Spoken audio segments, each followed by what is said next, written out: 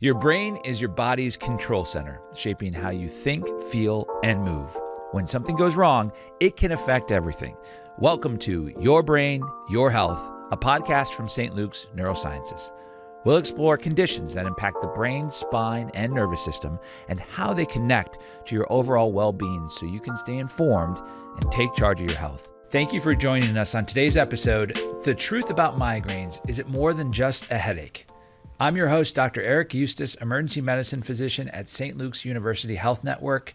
And with me today is Dr. Daniel Ackerman, Section Chief of Neurology and Director for Stroke and Vascular Neurology here at St. Luke's. Together, we'll explore what migraines really are and how they're often misunderstood, and just find out a ton of information about them. Thank you, Dan, for joining us, as always. This is a pleasure. Well, thank you so much for having me. And just to answer your question, yes, it's more than just a headache. Let's just start there. As an emergency room physician, how often do you see migraine? At least once a shift. So once a shift, I have a patient who comes in with a migraine. For people who are listening, what is exactly a migraine and what makes it different than just a regular old headache? So a headache is just pain, right? Like we can describe headache as head pain or head discomfort, which could mean any number of things. Now, a migraine, so in neurology we say migraine is a complex neurobiological process. But what we're really talking about is migraine is a significant functional change in the brain. It affects multiple regions of the brain. There are multiple neurotransmitters involved, and it actually changes the way the parts of the brain talk to each other to produce a constellation of things, including not only significant awful pain, but changes in the way we think, changes in the way we perceive things around us that produce a lot of hypersensitivity. Migraine can have several phases. Your average migraine can last several hours. Some might be a little shorter. Some can last for days on end. Migraine is not only incredibly common, it's a major source for significant disability. And when you talk to migraineurs or people who experience migraine, and if you say they have a headache, immediately you're going to start getting some looks. Sure. Because it is just absolutely so different and impacts so much of what they're able to do, what they're able to accomplish with any given time. It is absolutely not just a matter of gritting your teeth and getting through it. Migraine is a whole different ballgame. You weren't lying. It is not just a headache. Correct. I mean, I know a lot of people in my life actually suffer from migraines, and it really debilitates them. It interferes with their livelihood, their lives. They can miss days of work and school. I mean, right? You see that in your practice. I'm sure patients have very difficult time, especially for a newly diagnosed patient. Mm-hmm. Absolutely. Well, there's a couple of important points to that. First is that migraine is ultra common. So when you look at it statistically, there's roughly 1 billion people, billion with a B, Whoa, worldwide. Migraine affects, if I'm remembering the statistics right, 1 in 4 women, 1 in 16 men, 1 in 11 children. Ooh. And people can have migraine beginning as babies, like toddlers can get migraines. Wow. And young children can get migraines. So it's extremely common. That's number one. But because migraine is common and headache, as something completely separate, is also relatively common, people can really have challenges in that when they communicate they're having a migraine, a lot of other individuals may presume they know what someone is going through. And people with migraine can often feel judged when they need time, when they need time off, when they need to recover from this thing that has happened. There is a stigma around that, oh, so-and-so has a headache again. Right. I mean, that is just really not appropriate when we're talking about a misconception. Migraine. Oh, yeah. Are there any things that trigger migraines for patients? I'm sure there's multiple triggers, but anything like stress, foods, what in your practice do you commonly see triggers migraines for patients that probably have the propensity to get them? So I will tell you, first of all, that is a loaded question. Okay. In a way. And here's why. For many, many people, they do have some migraines that are clearly triggered by something in the environment. However, for many people, they do not, or they have some that are triggered and some that aren't. Where people get into trouble is often if they have a migraine or a particularly bad migraine, it's very natural to look at what we were doing at the time. What had we just eaten? Where had we gone? What was going on around us? And to associate those things with migraine. And we can start to become very restrictive about our life and our lifestyle because we're trying to avoid those things that we think triggered migraine. The problem is that our physiology is always shifting, always changing. And for someone who is prone to migraine, that can be triggered at any time without an environmental stimulus. Common triggers that some people experience, not everyone, can include red wine, can include foods that have MSG or that have nitrates in them, can include strong smells like cigarette smoke or other strong colognes and perfumes. But really, when we're talking about triggers, the key is consistency. What I usually tell people in the office, or what I ask people in the office, is, are there specific places you can't go, or things you can't do, or things you can't eat because it absolutely triggers a migraine basically every time? And that's how we try and figure out triggers and use that to our advantage. People with migraine may have sensitivity even when they're not in the middle of a migraine. So being sensitive to bright light or sensitive to loud noises and having those things perhaps bring on a migraine. I don't know if that's as specific a trigger as opposed to just something that is sensitivity that's part of having a history of migraine. Okay. But that's where triggers are important, but not the be-all, end-all. And with regard to stress, because you said stress, and of course, as physicians, we never experience stress. Never. Obviously It's not. false. But with regard to stress, what I usually teach is that, I'm not personally aware of any medical condition for which stress is beneficial. None that I know of. You might know some, but I don't know any. However, stress is blamed for a lot. And does it help? Probably not. Is it the root cause? And if we could just find a way to get stress under control, it would make it all go away? Probably not. So having good stress control techniques, again, diet, exercise, healthy outlets, you name it, those things are super important for everyone, including people with migraine. But stress is not the be-all, end-all. Well, I think we're talking about stress, and we're talking about brain. This is all about brain health, right? This podcast. And so there are, living a healthy lifestyle helps minimize your stress, helps improve the brain in whatever capacity. And as we talked about, migraines are that issue with the brain. It's more complex than just a headache. So the brain is affected in migraines. So if we're doing all those things to keep your brain healthy, I'm assuming they're going to help with our migraines. So I hope so, although there are some people for whom those lifestyle things might actually be enough to keep them under pretty good control. There are a lot of people for whom they can, they're doing everything right, in quotes, but the migraines are happening anyway. You talked a little bit about women versus men versus children. Why is that? Why do we see maybe a propensity to migraines in women as opposed to men? And then also, too, are there any genetic predispositions that might cause migraines? So yes and no. So taking that in reverse order, when we talk about predisposition, I would say there is clearly an inherited predisposition as opposed to genetic. So people who have genetic syndromes that include migraine, a lot of the times we're talking about specific genes and specific diagnoses that cause progressive damage in the brain over time and are causing migraine. And that is exceptionally rare. That is like the less than 0.00 whatever percent of people with migraine. However, migraine does run in families. Having one parent with migraine gives you a 50-50 shot. Wow. Having two parents with migraine, you've got a 75% chance. Wow. And so when I'm seeing patients in the office, I usually ask who else in their family has migraine, and then we squarely blame that person, whether it's the mom, grandma, father, whatever. With regard to the difference between genders, that's a little tougher to discern. We know that some migraines can be hormone sensitive. We can tell that because for women who have a cycle of hormone changes, their migraines may reliably track with those hormone changes. Although again, just because some of their migraines are hormone sensitive doesn't mean that all of them are. However, it seems to be more complex than that. I don't know if we fully understand the neurobiology of why that's different between the two genders. We can make educated guesses that it has to do with the difference between the two genders themselves somehow. Because yes, it turns out men and women, or males and females, are different, right? That took a lot of medical school to be able to recognize that, but we know it's true. Do we really understand all the ways that we're different? We're still getting that figured out. Tell me a little bit, what are some of the other symptoms that patients can experience with migraines, more than just the pain they're experiencing? What other things that they can see? Well, so let's break this down into phases, okay?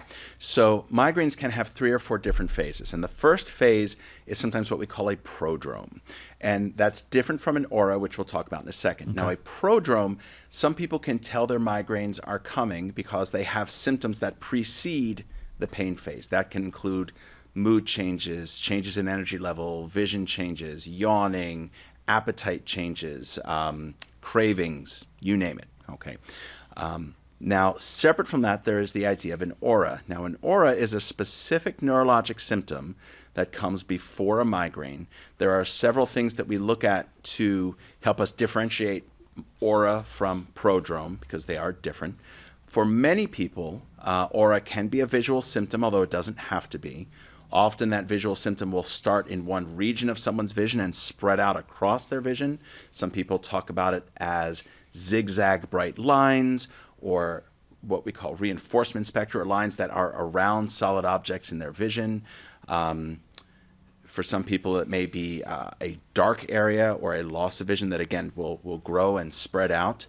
But there are some important implications for what that may place us at risk for in the future, and how we deal with those changes. So there's a prodrome phase, an aura phase. Then you hit the pain phase. Now, with the pain phase, there are some things about the pain itself, how severe it is. Most often it's one side of the head, but it doesn't have to be. Okay. Most often it's pounding, but it doesn't have to be. Most often it is in the head, although can it extend down into the neck and shoulders and back? Sure it can, although it doesn't have to. When we talk about additional symptoms, the most common include sensitivity to lights, sensitivity to loud noises, sensitivity to strong smells, nausea, with or without vomiting, what we call brain fog. Migraines tend to worsen with physical activity, but there can be a whole host of other symptoms, everything from dizziness to even what we call vertigo, like room spinning, loss of coordination, weakness, numbness, you name it. What I often say is anything a stroke can do symptom-wise, a migraine can do. So there can be a lot of those things, but most often, the ones we mentioned are sort of the most common ones that go with the pain. And the pain may be horribly debilitating, but it can also be moderate. Some people have this vision of migraine in their head of, a person stuck in their bedroom with the lights off, with headphones on, with a blanket over their head for 47 hours. And yeah, that happens. But just because someone's symptoms are not entirely debilitating doesn't mean they're not severe, and certainly doesn't mean they're not migraine. Okay. What types of medications you use in your practice, or other types of different treatments that we might not be aware of? Sure. Well, settle in. So there's only about 70 or 80 things that we sometimes recommend. But let's divide treatment into a couple of different camps here. Okay. So one mode of treatment is what we would call abortive treatment, or how to kill a migraine. Migraine begins, so what medications can you use to get rid of it? And there's a slew of different types of medicines we use. Some of the main classes of medicine we use, so one are what we call triptan medicines, so things like sumatriptan, rizatriptan. I'll try and stick with some of the generic names on here, but that's a class of medicine that is made for migraine. There's a second class of medicine that are called ergots, dihydroergotamine, which comes in, Sounds again, fancy. It's very fancy. Like a red wine, like a fancy red wine. No, that causes migraines. We're staying away from that. That's okay? right. It says, no, we don't. None of that here. That's not right. So that also can be used to treat acute migraine. Okay. There's a whole new class of medicine, actually 2 of them. They're called gepants and ditans. But they are classes of medicine that were, gepants in particular, custom made to treat migraine. They target a very specific protein in the brain, can be super duper effective. And a lot of times these are used in combination with anti-inflammatory medicines, anti-nausea medicines, other medicines that slow down nerve impulses in the brain. So for a lot of times it may not be a single medicine you use to kill a migraine, it's a little bit of a combination. Now, there's a second entire group of medicines we use for migraine prevention. And actually, this is a really important point I want people to get. very, very, very few patients who have migraine ever get appropriate migraine prevention. Okay. We would say anyone that has 4 or more migraine days per month, or even fewer than that if the migraines are quite debilitating, should be on something for migraine prevention. And I can't tell you how many people I've seen who've had migraine for 10, 20, 30, 40, 50 years even, and have never really taken anything that helped to prevent Yeah, that them. doesn't seem like a lot of instances of migraines to be able to start a preventative medicine. Absolutely right. But that's just how bad migraine is. And of course, you're going to tailor that to the patient themselves. Sure. Now, when we talk about prevention, there's a boatload of different stuff. But just in terms of painting in broad strokes, see what I did there? So painting in broad strokes. Like your tie, like your bow tie? Yeah, well, that's of your a complex pattern there. Okay. That's like, this is a migraine-inducing bow tie. Yes, I want to be careful there. But painting in broad strokes, I would say, first of all, there are things like nutraceuticals. So there are certain legitimate vitamins and supplements that are actually studied. They are legitimately good for migraine prevention. That, in addition to lifestyle changes, diet, exercise, that sort of stuff, that can be an excellent program for migraine prevention. From a medication standpoint, there are, again, like 50 different things that we can use, all of which were originally for something else, but we discovered they are outstanding for migraine. And these are treatments that need to be taken on a daily basis, whether someone has migraine or not, to keep the migraines from happening and to make the migraines that do happen not just less frequent, but less severe. There are certain newer medicines that, again, are custom made for migraine prevention. They come in oral tablets you take once a day or once a month injections that it's just a pen that you would inject at home or in a doctor's office. That's all you need for an entire month. There are IV infusions you do once every 3 months.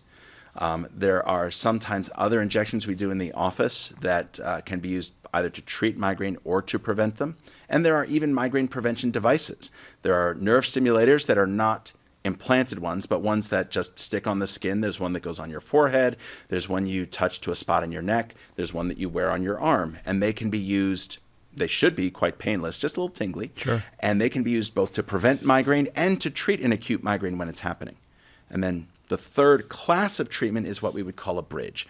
So some people who get into a cycle of having migraine again and again and again, they may need a really strong medicine or a specific type of medicine for just a week or 2 weeks to try and break that cycle and get them back to their normal state. So something where we don't want to make a huge change in their treatment. Okay. We just want to break that cycle and get them back to normal. All of these treatments that you mentioned, do they need to be prescribed by a migraine specialist or a neurologist such as yourself? Or can their family physician, general practitioner start some of these medications or even some of the more complex ones? Absolutely. A lot of these are things that can be started at the level of our primary care colleagues, family medicine, internal medicine, pediatrician, you name it. Their comfort level with migraine is going to vary from person to person. If we're talking about even some of the stuff that's non-prescription, so the nutraceuticals, perhaps some of the devices, having the guidance of a physician is also very important in that situation. One of the other things about these treatments that I want people to understand, whether it's started by a primary care physician or a neurologist, remember that for a lot of these, we are what we call titrating to effect. In other words, there's not a single specific dose. We are trying to have someone on the lowest possible dose of medicine that's really effective for them. Okay. Which means the dose that they start on at the very beginning is probably going to be a low dose, just a little tiny bit, and turned up slowly. So if that initial medicine isn't working, it doesn't mean it won't work. It may just mean we haven't turned it up yet, we haven't adjusted it yet. If someone has a side effect, of course, that's a different story. But I want to make sure people have hope. I have so many people who've come to me and said, I've tried everything. I don't think I've ever yet had a patient who came to me where I couldn't offer them something novel that they had not tried before or an approach they hadn't taken before. And so there is good reason for optimism. Okay. Does St. Luke's offer any type of specialist or program for migraines? Do we have a special type of system to make sure that we're treating patients with migraines appropriately? Absolutely.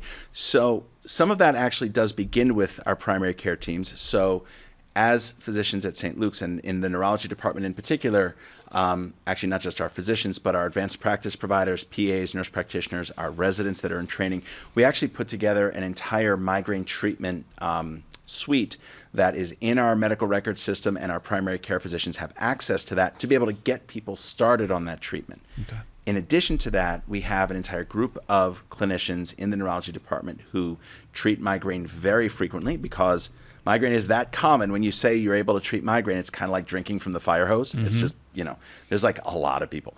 And so usually a neurologist will be able to take things further than your average primary care physician can.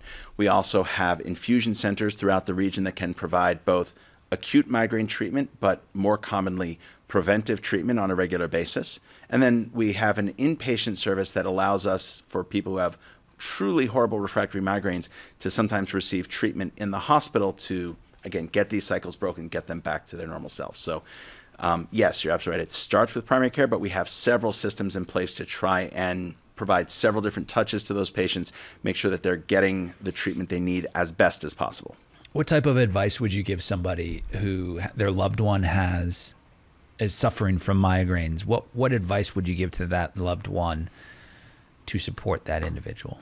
So, number one, remember, their migraine is not like your headache, migraine, whatever else we're talking about, okay? The experience of migraine is very unique from person to person. It's a really complex neurobiological problem. Like, it really is. So, first of all, support them when they need your help. Second of all, don't let them just live with it, because there are so many treatments that we can use to prevent them, to treat them. Just living with it is really not what we want to encourage here. Help them to be careful and recognize how frequently they're medicating their migraines. When we talk about over-the-counter treatments, which is what most people start with before they involve their physician, those over-the-counter treatments are not necessarily benign, especially when you're taking them once or twice a day, every day for several weeks. Like, they will seriously hurt things and can even cause extra migraines just because of the frequency that they're using it. So help them to keep a little bit of perspective on how often they're using that stuff, and even keeping a bit of a migraine journal. There's great apps for this. I usually say find one that is free or simple, or just use a note or a calendar. But so many patients are shocked when they come see us and we ask them to keep track of their migraines while we're getting them into treatment. And they're shocked at how often their migraines are actually happening. It's something that they are accustomed to living with and working around, and they just didn't realize what an impact it has. So doing a little bit to keep track and recognize that impact so that you can encourage people to get help from their physicians is also huge. And it sounds like the advice you're giving for the loved one is the same one as somebody suffering from migraines, I'm assuming, right? Anything different for those individuals? It sounds like making sure that you're getting some sort of treatment, because this can be debilitating and no one wants to live in this state of pain and discomfort. Oh, absolutely. I would echo that treatment for whether it's someone experiencing migraine, whether it's their loved one, their family, their friends. Again, especially being understanding. Yeah. It is so hard for someone to explain sometimes, I have migraines and so I can't do X, Y, or Z. We're afraid of being judged, and with good reason, I suppose, because sometimes people are very judgy. Making sure that we approach that with just compassion for ourselves if we have migraine, cut ourselves a break, and compassion for others with migraine, and making sure that we are supportive. Awesome. Well, Dan, it's been a pleasure, as always. Thank you so much for explaining migraines for us and diving a little bit deeper. Any last words? So I have two last words for you. Yeah, let's go. Number one is, remember, there is significant hope here. There have been so many new treatments. Migraine, for better or for worse, is extremely common, but as a result, there's a lot of new research. There are a lot of new things. So even if you were treated for migraine in the past, or you've been treated for migraine for many years, don't just live with it the way it is. The other important thing is, while most of the time migraine is part of our physiology and is not necessarily dangerous, there are rare times where migraine can be a sign of something else going on in the brain. So particularly for people who have migraines that are suddenly different, they have migraines with additional neurologic symptoms with them, they have a sudden significant shift in their migraine frequency, They have migraines that are very sensitive to things like body position. These are sometimes red flags that tell us the migraine is a symptom of some other bad thing going on. And so although most of the time migraine is not, it's just a part of our physiology, making sure that you take changes in your migraine or additional migraine neurologic symptoms very, very seriously. Get to your primary care doctor, get to your neurologist, get to see your friendly neighborhood emergency room physician. There you go. So that we can make sure, as we're working on treating it, make sure that people are safe. Perfect. Thank you so much, Dan. It's been a pleasure as always. Until next time, we'll see you. And that's it for today's episode of Your Brain, Your Health. Thank you for spending the time with us to learn a little bit more about migraines and how you can improve your life. Take care. Your brain health matters, so keep learning and listening. If you found this episode helpful, share it with someone you care about. And for more resources on brain health, visit St. Luke's Neurosciences at sluhn.org. Until next time, take care of your brain and your